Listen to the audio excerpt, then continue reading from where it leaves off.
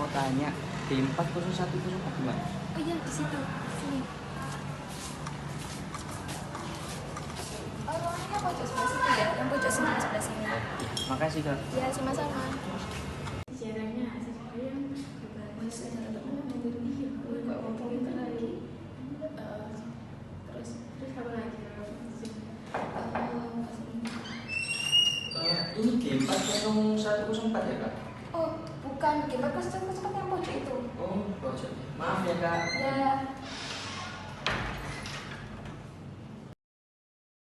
Nah, di sini Bapak akan menjelaskan secara layaknya bahasa Indonesia ya. Nah, awal mulanya itu bahasa Indonesia itu lahir karena berawal dari bahasa Melayu kuno. Nah, kini hingga bukti-buktinya bisa dicari peninggalannya. Lalu, ketika bangsa Eropa datang ke Indonesia, bahasa Melayu memiliki kedudukan tinggi di Asia. Padahal bahasa Melayu berasal dari bagian bahasa Barat Nusantara. Hal tersebut adalah bukti kuat memperlihatkan bahwa bahasa Melayu pada zaman itu sudah menyebar luas hingga ke daerah Nusantara yang berada jauh di bagian timur. Ditambah lagi, menurut Jan Huygens, seorang pelaut Belanda pada tahun 60 tahun kemudian berlayar di Indonesia mengukuhkan bahwa bahasa Melayu bukan hanya sudah banyak digunakan saja, tetapi sudah dianggap sebagai bahasa yang terhormat. Nah, peresmian bahasa Indonesia ini mulai dari Sumpah Pemuda ya. Mungkin dari saudara-saudara ada yang ditanyakan atau gimana? Bapak izin bertanya. Baik. Terus alasan mengapa sih kok memilih menggunakan bahasa Melayu kuno di Indonesia ini?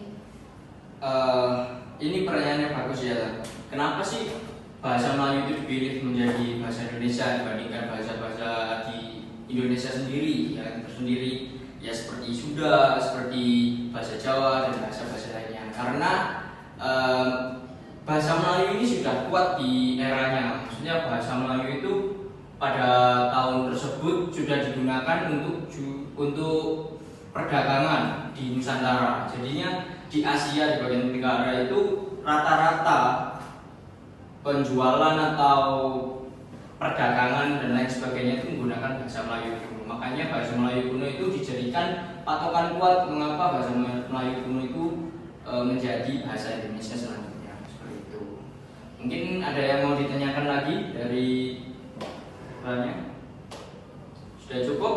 Nah, sekarang Bapak mau mengasih tugas buat kalian. Nah, buatlah PPT sama artikel kan. Jadi kalian membagi kelompok, entah terserah kalian berapa, nanti buatlah artikel dan PPT tentang materi yang Bapak jelaskan tadi. Seperti itu. Ya? Mohon maaf, saya ingin bertanya, untuk artikel sama PPT-nya itu ada aturannya, Mbak? Oh, kalau artikel saya kasih tiga halaman. Kalau artikel, kalau PPT sendiri minimal 10. Mungkin kalau misalnya bisa lebih, ya silahkan. Lebih bagus ya lebih banyak supaya teman-teman kalian juga bisa memahami yang kalian sampaikan. Seperti itu. Mungkin ada yang mau ditanyakan lagi tentang penugasan atau gimana? Untuk deadline-nya itu, Bapak? Untuk deadline-nya pertemuan selanjutnya. Jadi deadline-nya semingguan. Mungkin sudah cukup dari presentasi Bapak.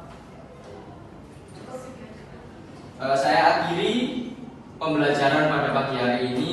Kurang lebihnya saya mohon maaf. Wassalamualaikum warahmatullahi wabarakatuh.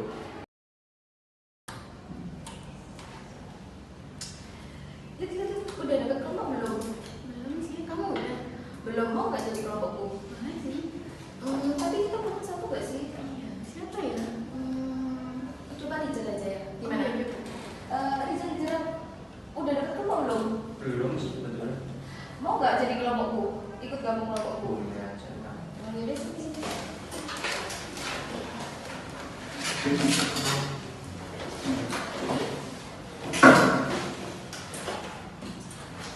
Jadi gimana guys untuk pembagian pematerinya?